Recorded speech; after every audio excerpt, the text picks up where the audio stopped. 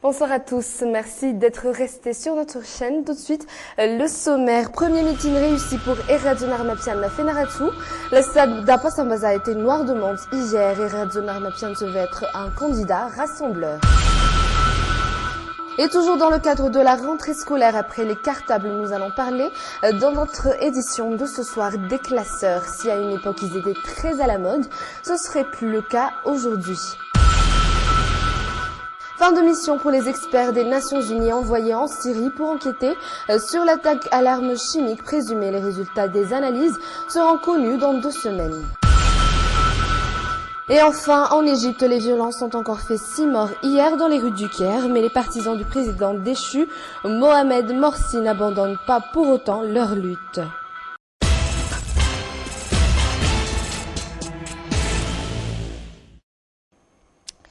Pour un premier pas en public, c'est réussi pour le candidat du parti Ervovou, Wani Madagaskar. Erajon Armapian a tenu hier un meeting à Fenaratsu.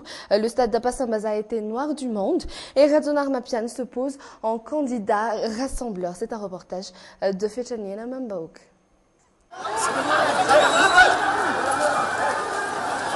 Il s'agit du premier meeting de Erajon Armapian, candidat en lice dans la course à la présidentielle.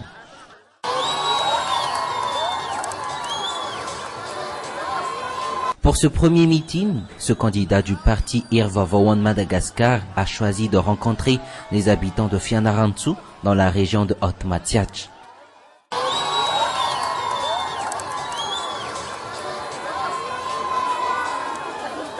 Le stade d'Apasambaza était plein comme un œuf devant une population acquise à sa cause. Erajon Armapian avance qu'il est un candidat rassembleur.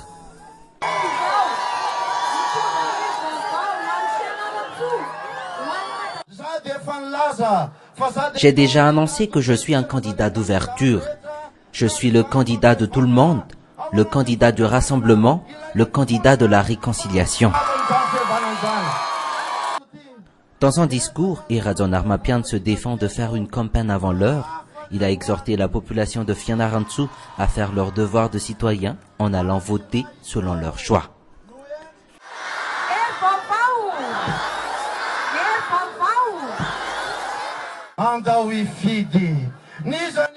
Allons voter, peu importe celui ou celle que vous allez choisir. L'important est que vous alliez voter, car ceci est le point de départ pour un meilleur avenir.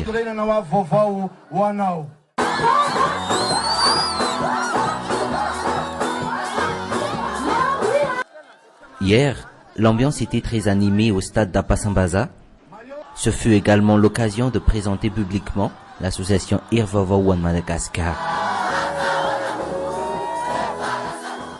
Les classeurs sont-ils encore nécessaires en classe? Apparemment non, parce qu'ils ne figurent pas dans la liste des fournitures exigées par les écoles. À une époque, ils étaient très à la mode et les porter en classe était quelque part un signe qu'on était branché côté mode. C'est un reportage de Santa Jaman Najif. Anna Montana, Rihanna, des stars du football. Les classeurs sont maintenant à l'effigie de ces stars mondiales. Aujourd'hui, ce sont surtout les élèves des écoles françaises qui les utilisent. Les clients recherchent surtout les classeurs avec les images de Ben 10 ou des stars de la High School Musical. Cette famille va faire les achats de la rentrée. Ce sera suivant la liste dressée par l'école et qu'il faut respecter. Apparemment, les classeurs n'y figurent pas.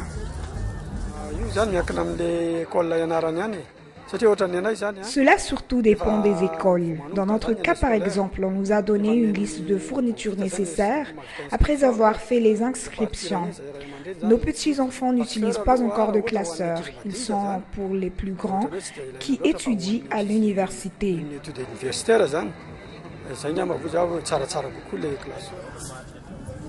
Pour utiliser un classeur, il faut aussi acheter les feuilles mobiles. On en trouve de toutes les couleurs au marché et dans les magasins. Tous les clients savent à l'avance ce qu'ils ont besoin pendant toute l'année scolaire en termes de feuilles et classeurs. Aujourd'hui, les classeurs n'attirent plus les parents et les élèves. C'est à peine si les commerçants arrivent à en écouler 2 ou 3 par jour. Ce sont les universitaires qui les utilisent en cours. Ainsi, les classeurs seraient totalement démodés. Ils ont fait place aux cahiers grand format.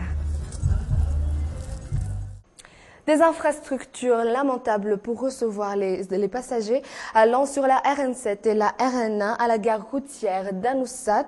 Et pourtant, des milliers de personnes fréquentent cet endroit tous les jours et surtout en cette période de vacances. C'est une enquête signée Santacha Jamal Anadif.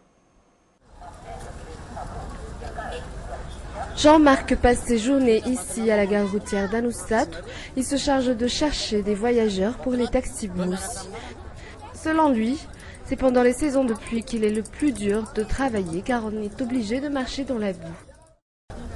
En période de pluie, je dois remonter mon pantalon pour guider les voyageurs. Les routes sont les principales sources de problèmes ici à la gare routière d'Anoussat. Certains chauffeurs de taxi évitent d'entrer dans la gare routière. Ils laissent les passagers en dehors, et ce, à cause des routes. Moi, quand un client me propose d'entrer au stationnement de la zone régionale, je renonce tout de suite. Le fait est que de l'autre côté, c'est le bordel et la route fait comme ça.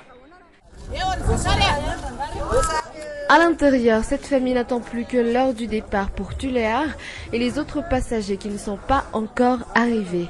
En attendant tous leurs petits besoins, c'est ici qu'ils doivent les faire. Dans ce genre d'endroit, les gens se plaignent surtout des toilettes, ce qui n'est pas le cas de cette mère de famille.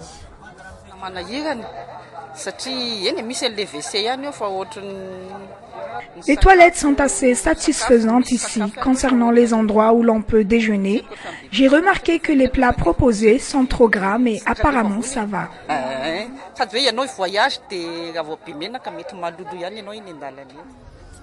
Ces toilettes sont pas loin, voilà à quoi ça ressemble. Elles ne sont pas mal, mais elles dégagent tout de même une très mauvaise odeur. Derrière, au stationnement des lignes régionales, les toilettes réservées aux clients ressemblent à ceci. Elles sont sales et délabrées. Ici, il y a moins d'organisation que pour les lignes nationales, comme ce guichet d'Antsirabé qui est fermé. Les filles malgaches font parler d'elles à Maurice. Deux jeunes filles ressortissantes malgaches, âgées de 28 et de 36 ans, se sont fait coincer par la police mauricienne jeudi dernier dans un pensionnat de baie de Tambo, un site balnéaire situé à 6 km au nord-ouest de Port-Louis, capitale de l'île Maurice. Réparer les montres, peu de gens le font aujourd'hui et pourtant c'est un métier qui fait vivre son homme. Kambir, cela fait maintenant 35 ans qu'il répare des montres sur les trottoirs d'Ambalavoïsouchi. Des montres, ce père de famille en a vu de toutes les sortes et de toutes les couleurs. C'est un reportage signé Muriel et Yves Janel. Sur les 5 personnes que nous avons interrogées, la plupart affirment avoir recours à la montre pour savoir l'heure malgré l'omniprésence du téléphone portable. Il est midi et 5 minutes. J'ai l'habitude de regarder ma montre au lieu de mon téléphone. Ça a toujours été comme ça. C'est plus prudent de regarder l'heure en utilisant la montre que de sortir le téléphone. C'est par raison de sécurité. Je n'utilise que la montre, je n'ai pas de téléphone. Je ne sais pas utiliser un téléphone, c'est trop compliqué, c'est pourquoi j'utilise ma montre. En Balavoïsouch, le nombre de montres à réparer chez Beer confirme cela, il ne chôme pas du tout.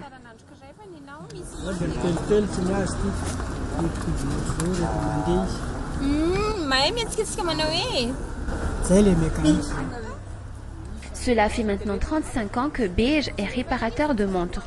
Aujourd'hui âgé de 66 ans et grand-père, il ne se lasse pas de faire ce métier. J'ai commencé à faire ce métier en 1975, année durant laquelle j'ai mis au monde ma fille aînée. Là maintenant j'ai 66 ans. On gagne peu mais périodique et c'est suffisant. Ça c'est pour brosser et là c'est pour dévisser les montres mécaniques. Avec ses 35 années d'expérience, des montres, Père en a vu de toutes les sortes et de toutes les couleurs. De son avis, les montres ne sont plus ce qu'elles étaient avant. Ces montres mécaniques datent de 1978. Maintenant, elles n'existent presque plus et même s'il y en a, c'est de la marque chinoise. C'est mon ami qui m'a appris ce métier. Réparer les montres, un métier qui fait vivre son homme. Bir gagne pas moins de 4 milliards par jour. Avec le temps, ce métier devient un jeu d'enfant pour ce père de famille. Et c'est la fin de cette édition. Merci de l'avoir suivi. Toute l'équipe de la rédaction de Viva vous donne rendez-vous lundi à 12h15 dans Midi Événement. Au revoir.